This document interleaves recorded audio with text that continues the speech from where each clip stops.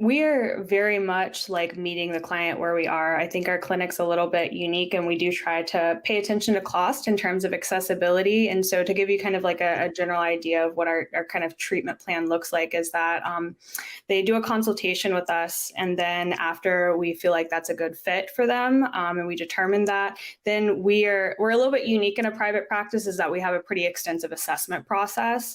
And so Okay. usually that's about 2 90-minute sessions of assessment to make sure that we're continuing to fully understand, their symptom presentation at that point in time, history gathering, all of that.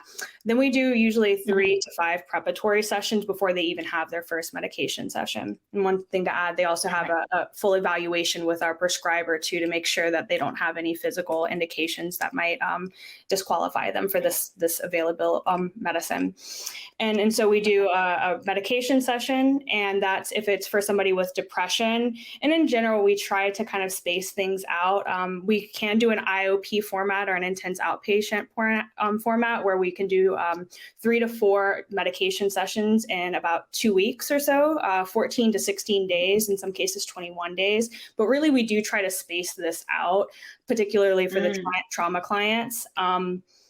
And so we'll have a medication session 1 week and then immediately followed with integration, a session or a week without medication sessions where we're just doing integration. And we kind of do 3 to 4 medication sessions. So it can last usually of the Okay. bulk of treatment, a month and a half, 2 months. And then we usually follow up 2 weeks post, 1 month post, and then 3 months post, usually doing integration all the while in between there. But it just really depends on like, what are those post-treatment measures? What do those look like? What is indicated for the Mhm. client here?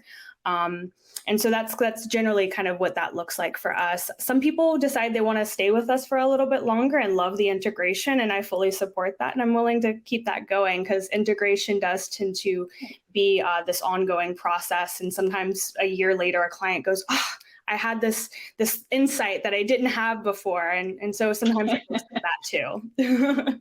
I think one of the things that oftentimes I let my clients know that when they're going into this ketamine work is that these are oftentimes lifestyle changes that we're having to implement within a shorter period of time than maybe we're normally accustomed to. It's quite rigorous work that, like, yes, you are being administered this medicine, but also like there's a lot of treatment that's going on around this, including like for instance, clients with depression, like a lot of behavioral activation. Like we're adding to your schedule in a way that is best Mhm. for you right now, that maybe is a different pace than they're used to, and not necessarily that we're adding more, but are we adding mindfulness practices to that?